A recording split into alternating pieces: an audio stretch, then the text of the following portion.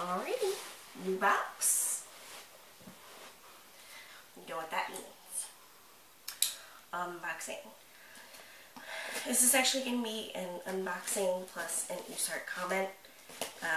If my voice holds out long enough. I'm getting over a cold joy. So, I apologize if I sound a little funny in this video, or I'm hard to hear, or anything like that. I was going to cut this open, but it literally just arrived at my door. I've been up and down for hours, actually. Keep checking the shipping, the tracking info. So, making sure it was awake. This was priority overnight. And I'm going to actually put it on my doorstep and just stop. I don't know. You're supposed to have me sign, but I'm used to having to sign for something. Like this. So, you see it's a very simple box. In a lift care box. I think that actually got most of the tape off. Nope, there's still just a little bit there. I'm being very careful with the knife. I'm not putting it in like this and going like this. I'm being very careful. Most people have been knowing that I've been waiting for this animal for 4 months. I was waiting for weather to warm up. So this is exciting. Fully foam interior here. It's a small box, it's not smaller, which means he's definitely not bigger than I'm thinking he is. Definitely not any bigger than I think he is, because he's in a sock. He's in a sock, folks. A sock. A freaking sock. It's definitely warm in here. There's the heat pack. The heat pack is down along the side. I'm not used to getting things in a sock. I'm used to getting things in little containers, but not a sock. This is legitimately a sock. My cat wants to come and say hi, so I see this might actually be a little difficult to get him out here. Hopefully he's all rolled up. Or balled up. So I don't think he's going to care at all. Though I think the sock is definitely going to involve some scissors here, because I don't want to just go shoving my hand in there or anything like that, because it's not stretching very well. I don't know how we got him in the sock in the first place. Still feels warm. Let's see if we can cut this a little bit here. I don't want to just go in there, because I'm just stick my hand in there. As you can probably guess, since it's a sock, it's a snake. You can never have too many of those. And as you know, they're often, any animal's often riled up after a trip home, whether it's a trip from the reptile show or a trip through the mail. But I'm going to be right back, folks. I'm going to go get some scissors. I didn't think I could actually use scissors here. So, I don't want to try and just, drop them out on the floor or anything like that, because who wants to be in a box for 24 hours and get dropped on your head?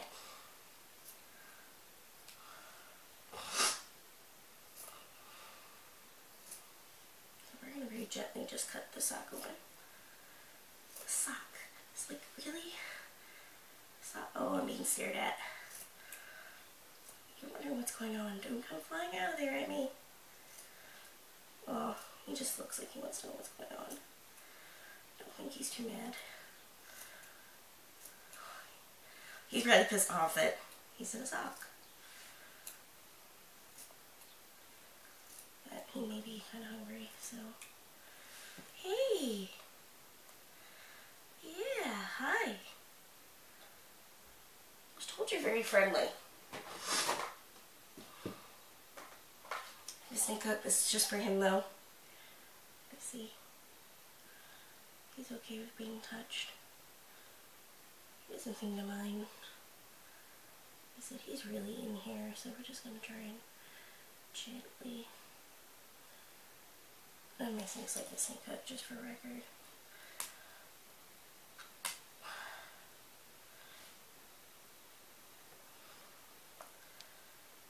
Oh, let's not make a beeline for my tootsies.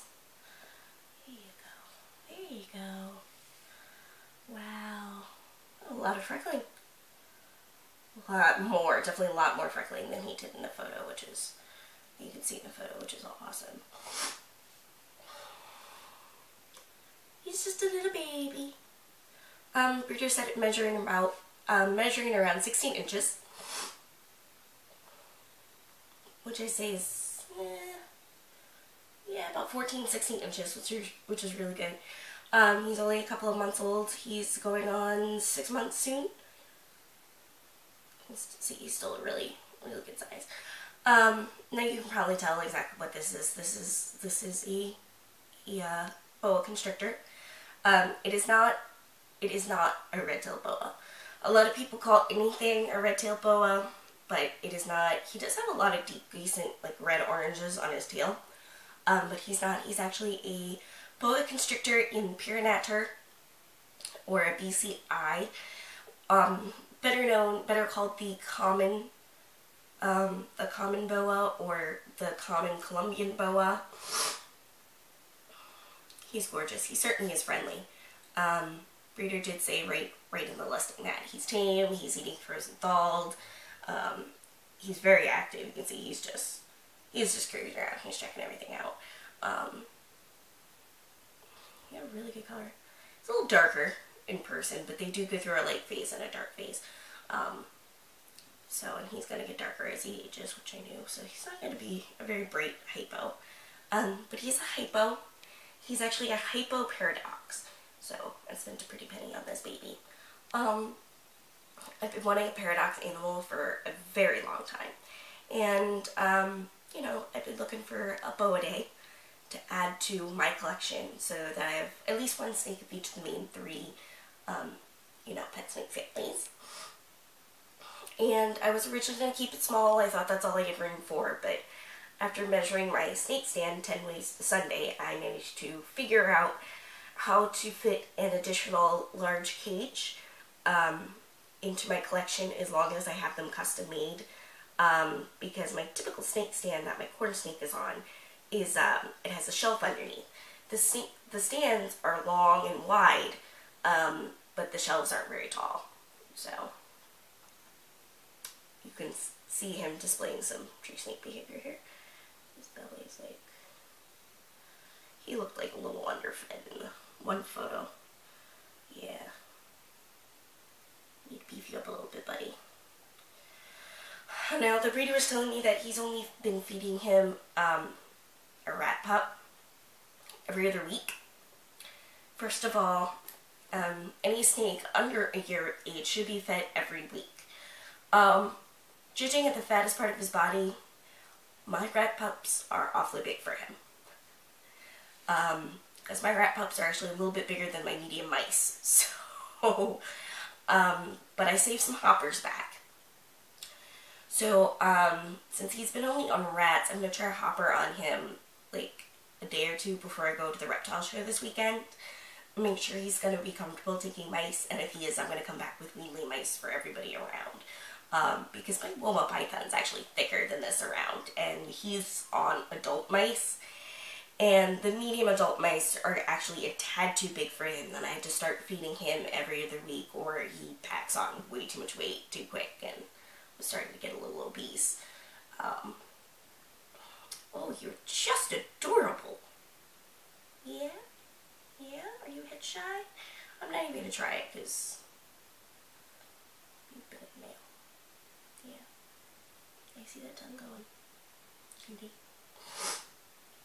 He has the little Hitler stash going on, the little mustache. You're not going to be able to see it in the camera.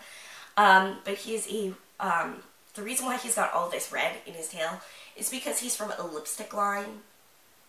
And the lipstick line boas are specifically bred to have a greater amount of red pigment in them.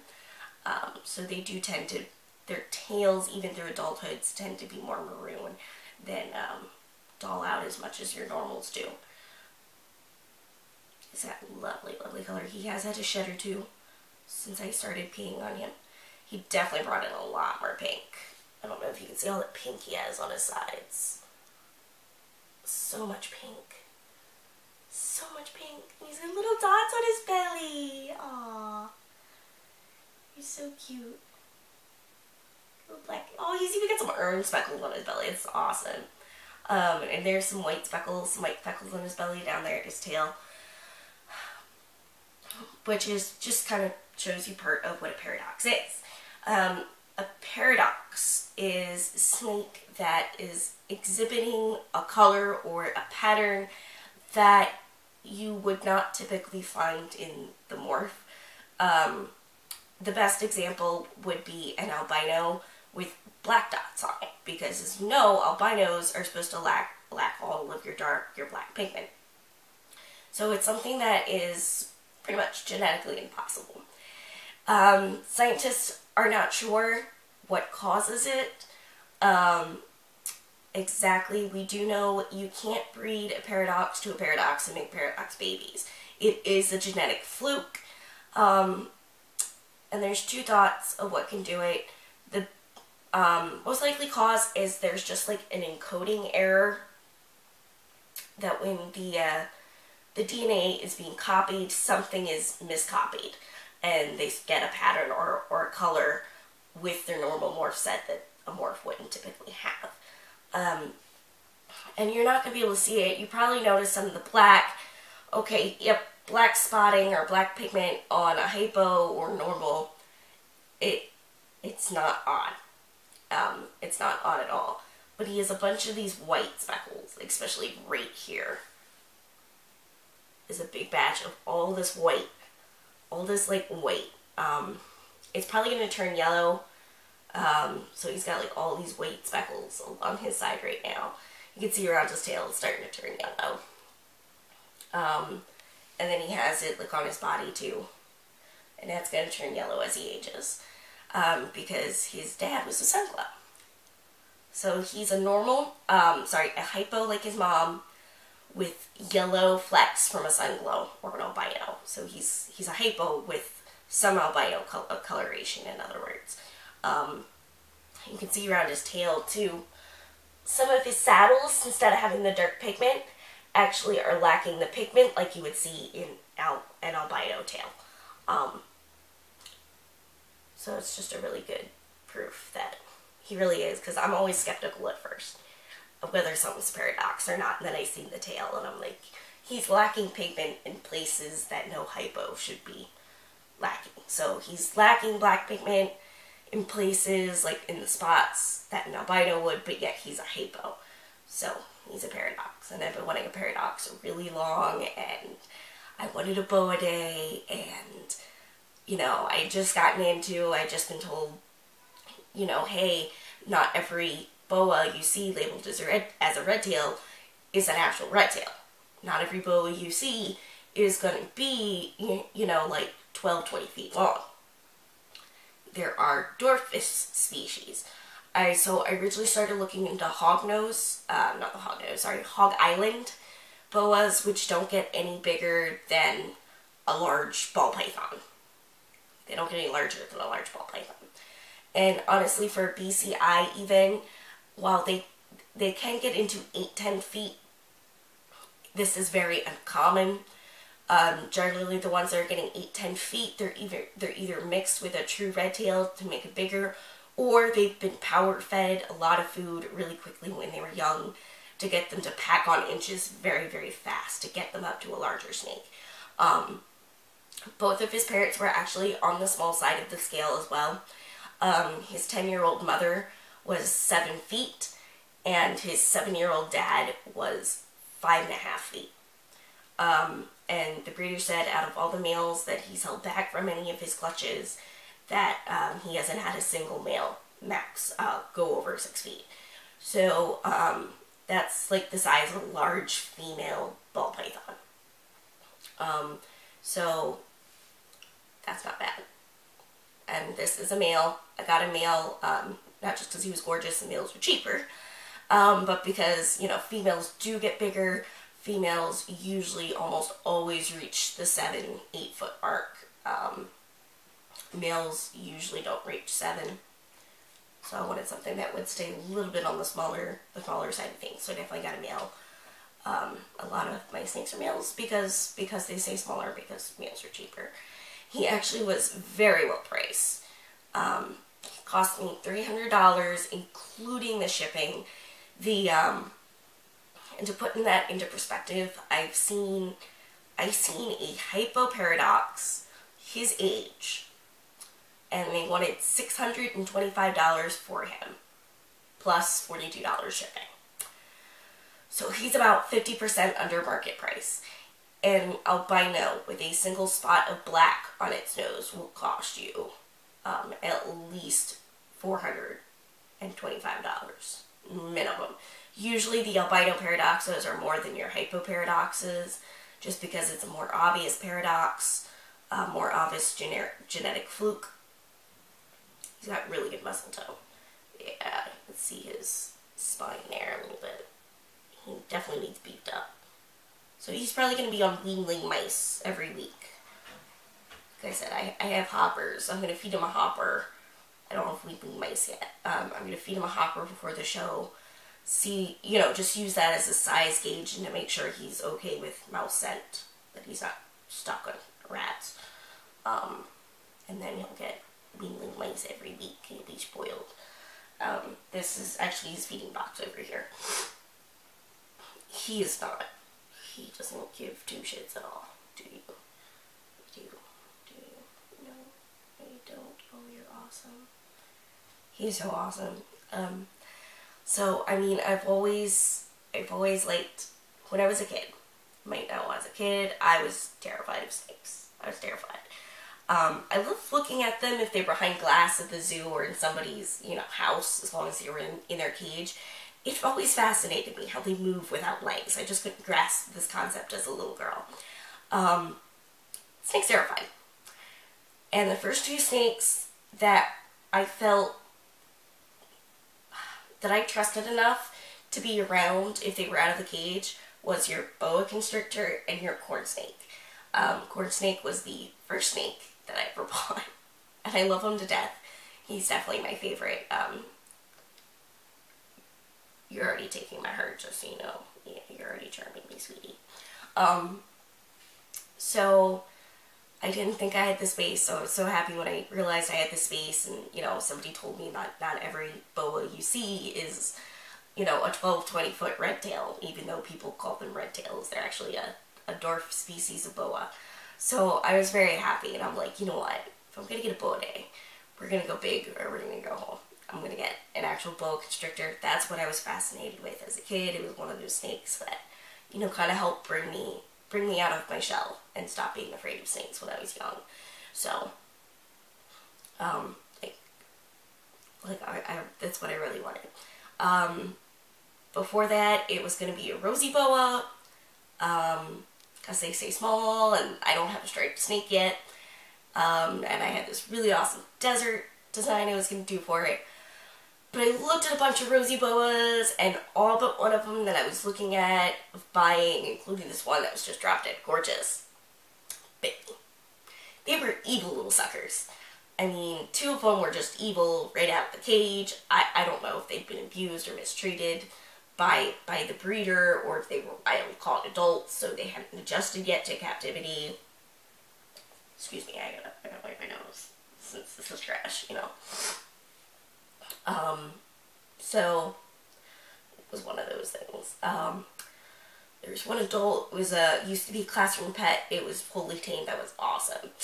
And then there was one that I checked out at the pet store. It was calm in hand. It didn't run away. It didn't make, you know, seem startled or anything when they went to get out of the cage. It was just crawling around like he is right now. Calm as can be, you know, not a care in the world, not acting weird or anything. And then it just bit me. Just laid into me. I hadn't been touching mice, frogs, lizards, or anything that day, so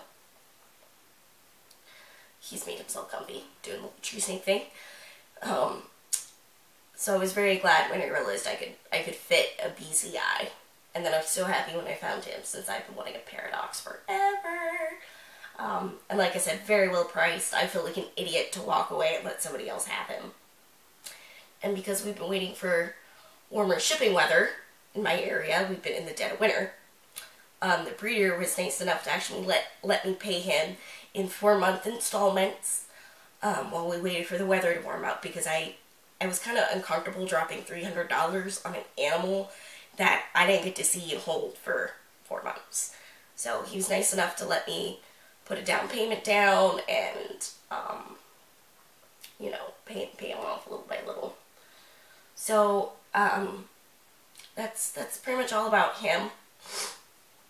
Now, the breeder I got him from, he is from Ash Lopez out at Black Forest Constrictors.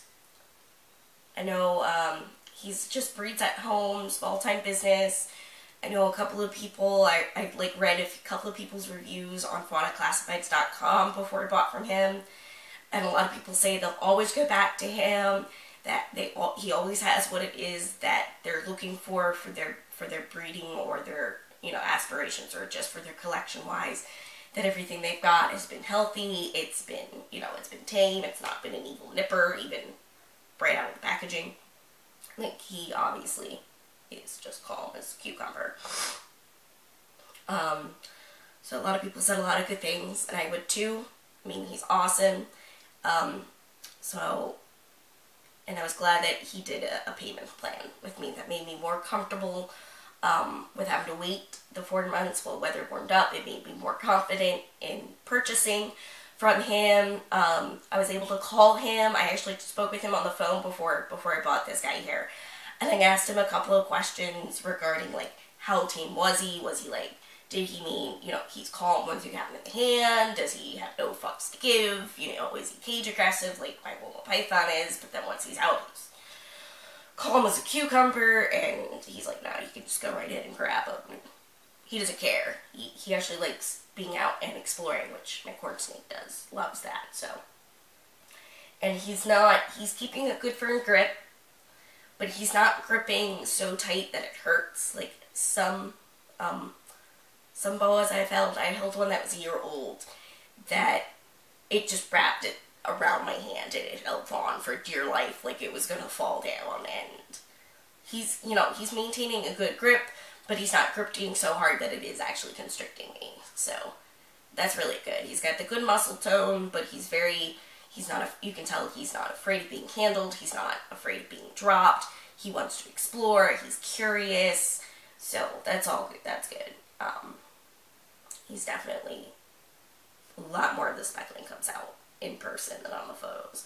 A little darker of a hypo in person, but that's okay. Oh, you're gonna do that too. Sneaking his little tail under there. My corn snake does that. He's cute. So the only 2 bad things that I have to say about Black Forest Constrictors, I usually try to find at least one thing that's a little bit of a drawback, because let's face it, nobody's perfect, is, like I said, he was feeding this guy a rat pup, so that's like an adult mouse size, once every 2 weeks. So every other week, he's getting fed a large meal. Snake this size should be fed every week. And I can tell from the photos of the posting to the photo that I got sent after my 3rd payment, that he has lost some girth. So he has lost some weight. I mean, he's not emaciated, but he's lost some weight. I'm gonna beef him back up. He'll be on a correct feeding schedule with me. He'll be getting fed probably weanling mice every week. Like I said, I'm gonna do a size check with something that I have in my freezer, just to kind of, you know, gauge it. So I come home with the fare from the reptile show on Saturday with the right thing. And the other thing was, sometimes, like, the questions I asked, he got back to me, like, usually within 3 days, which I feel is standard and it's acceptable for any person, because big breeding facility or, even a home-time business. You're busy. You have other stuff to do. You got cages to clean, snakes to feed, work, you know, possibly another job to go to, or even school. It was good. However, there was questions where the answers were like simple, like 3 words, and it didn't really answer a question the way I wanted it to. Like, I wish he would have gone a little bit more in depth when I asked him questions. Like, I asked via email, you know, you say he's tame. How tame is he? And he just said, he's tame. I wanted a little bit more than that. That's why I called him. And was like, well, when you say tame, is he tame once you have him out? Is he a little nippy in the cage until you get him out? Or does he just not care? Obviously, he just does not care. I mean, when I was cutting open the sock here, he turned around and he was just looking at me. Tongue going, looking at me.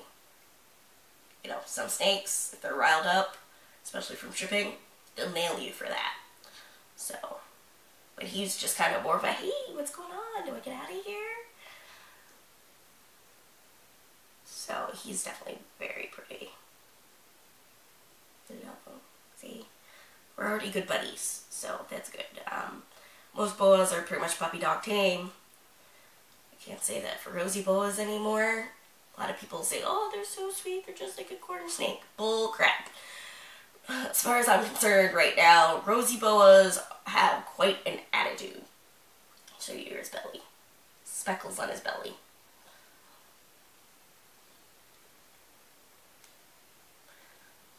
Now you're probably wondering, so what am I naming this one?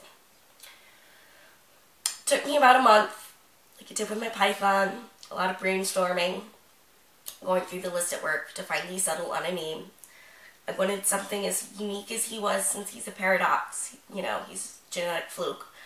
And I think boas should all have very, you know, like dragon-esque names, like, you know, mythical dragon names, or be named after knights or something like that, just because they're, what, just a big, majestic looking snake.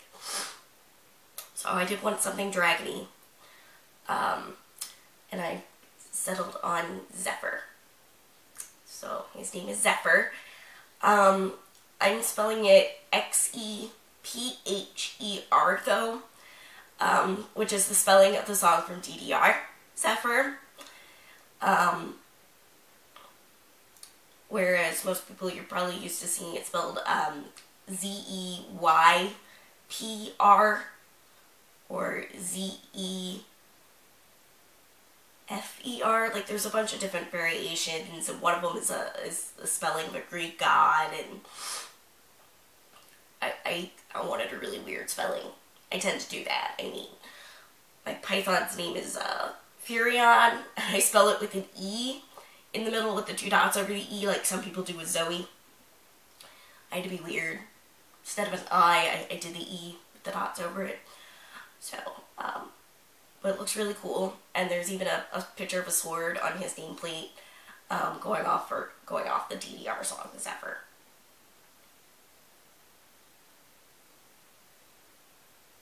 So that is him. I'm gonna go show him off to my husband. He wants to see the new guy. He's going in my Riddler, my 18x18x18 Exoterra. That's a Riddler theme right now. He's gonna have he's got a foam pool noodle anchored above ground to climb on, and he's got a crate, plastic crate full of holes to crawl, you know, weaving in and out of. It was a big hit with my corn snake. So for something that is semi-arboreal as a baby, I'm sure it's gonna be a big hit. I may need to change out heat mats though. It's a little cooler than it really should be. But it's the same heat mat that I used on my Woma Python. And the Woma Python should also have a hot spot between 88 and 90. And it was great for him, even though the hot side's only about 86, 87. I do keep my house really warm though, so my ambient air temperatures is kept up there perfectly fine. And it is a little smaller of a cage, so the ambient air temperature, since I'm heating a back corner,